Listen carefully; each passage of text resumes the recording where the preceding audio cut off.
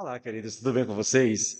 Olha, nós chegamos agora na parte das aplicações práticas, em relação a tudo aquilo que nós vimos a respeito dos versículos 15 e 16 do capítulo 4 de Efésios, tá bom? Então, eu quero chamar a sua atenção. Se você tem alguma dúvida em relação a esses textos e a explicação desses textos, tem uma série de vídeos aí para trás, tá? Que eu gravei explicando os versículos 15 e 16, tá? Você pode dar uma olhada lá direitinho, tá bom? Depois volta para cá, porque aqui nós vamos chegar na parte das aplicações.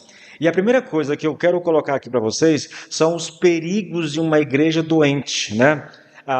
Eu quero chamar a sua atenção para isso aqui.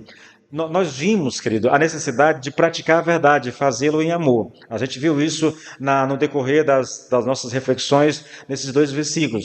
Essas duas verdades, tá? Praticar a verdade e em amor, essas duas verdades, elas são inseparáveis. Entretanto, a igreja moderna, ela é severamente tentada a escolher um lado, criando dois tipos de igrejas doentes. Eu vou muito rapidamente colocar para você, só para ter uma noção do que eu estou falando, tá bom? Nós temos a igreja da verdade sem amor.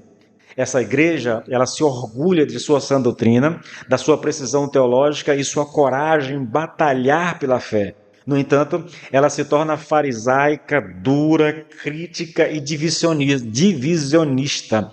As pessoas são corrigidas publicamente, mas raramente elas são restauradas pacientemente. Essa igreja da verdade sem o amor, ela usa a verdade como uma arma, não como um remédio. É fácil você encontrar isso se você for lá para o livro de Apocalipse, no capítulo 2 de Apocalipse, quando Paulo está falando, quando o apóstolo João está falando da igreja de Éfeso, você vai encontrar exatamente essa realidade.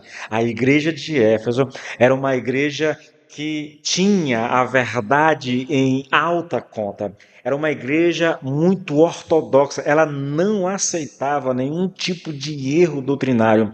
Mas, no entanto, Paulo vai dizer que, a despeito de todo o apego à verdade, de todo o zelo pela verdade, eles perderam o primeiro amor. Era uma igreja da verdade, mas que faltava amor. Outro problema aqui, querido, é a igreja do amor sem a verdade. Esta igreja orgulha-se de sua aceitação, inclusão e comunhão sem julgamentos. No entanto, para evitar conflitos, ela tolera os ventos de doutrinas e se recusa a chamar o pecado de pecado. O seu amor é um sentimentalismo vago que não tem poder para santificar ou proteger o rebanho. Se por um lado a igreja da verdade sem o amor, ela luta pela verdade, ela batalha pela verdade, corrigindo quando tem que corrigir, às vezes com aspereza, sem amor, corrigindo sem amor, colocando melhor, né? A igreja do amor sem a verdade é aquela igreja da aceitação, é a igreja da inclusão, sabe? Onde você é recebido na comunhão, independentemente de como você está vivendo, por medo de perder, por medo de ferir, sabe? Ou sei lá, pelo qual motivo essa igreja, ela se recusa a corrigir o erro, ela se recusa a apontar o pecado. E querido, uma igreja assim, ela não prospera. A igreja, ela precisa caminhar aqui nessa tensão, sabe?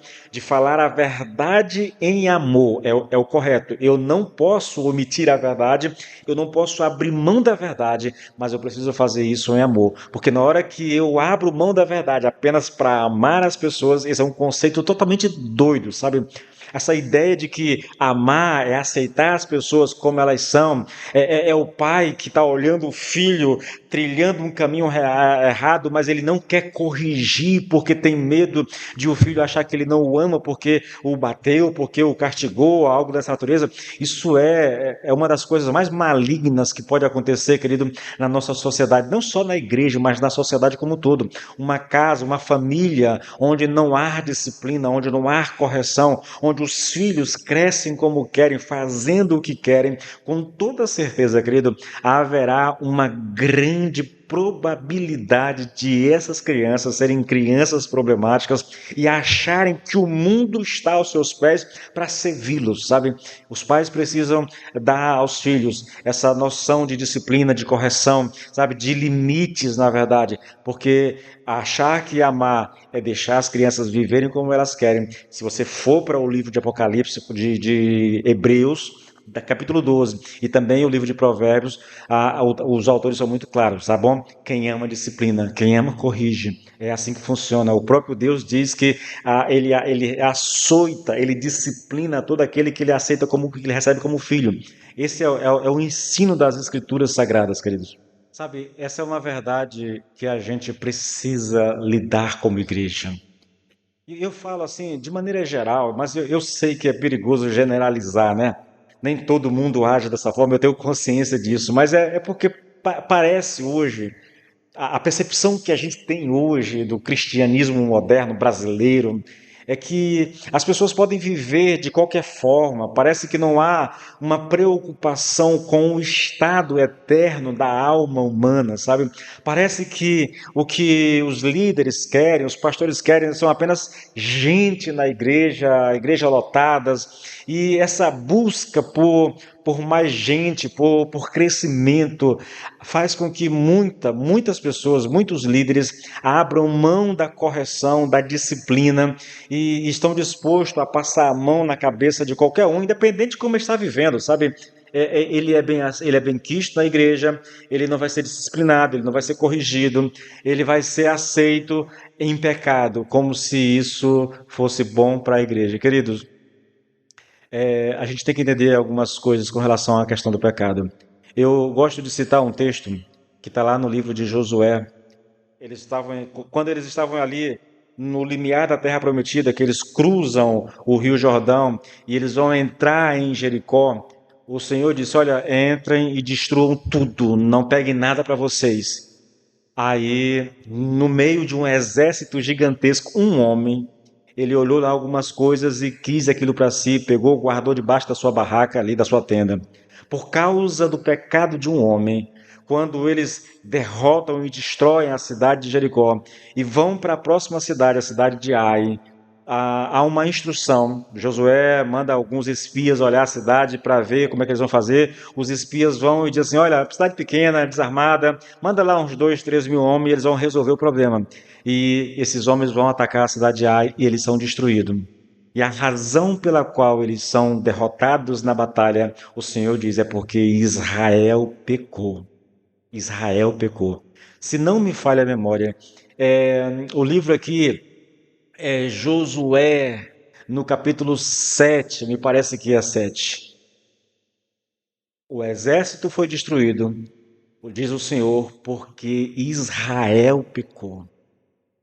Queridos, nós estamos falando aqui de uma população de mais de 600 mil pessoas, mais de 600 mil homens, de 20 anos de idade para cima.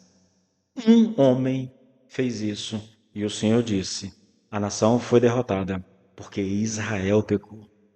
Nós não deveríamos tratar o pecado com esse ar de desprezo que há hoje, como se o pecado fosse uma coisa que aquele que fala nele é alguém que está vivendo há séculos no passado, é um antiquado, alguma coisa dessa natureza. O pecado é uma realidade na vida da igreja e ele tem um poder muito grande na vida da igreja, de destruir a vida de uma pessoa e de arruinar com uma igreja. Então eu preciso ter cuidado com isso. Eu preciso amar as pessoas, mas não esconder delas a verdade, de forma alguma. Eu preciso ter coerência com essa questão, porque senão a gente pode colocar em risco todo um trabalho. Tá bom? Deus abençoe vocês.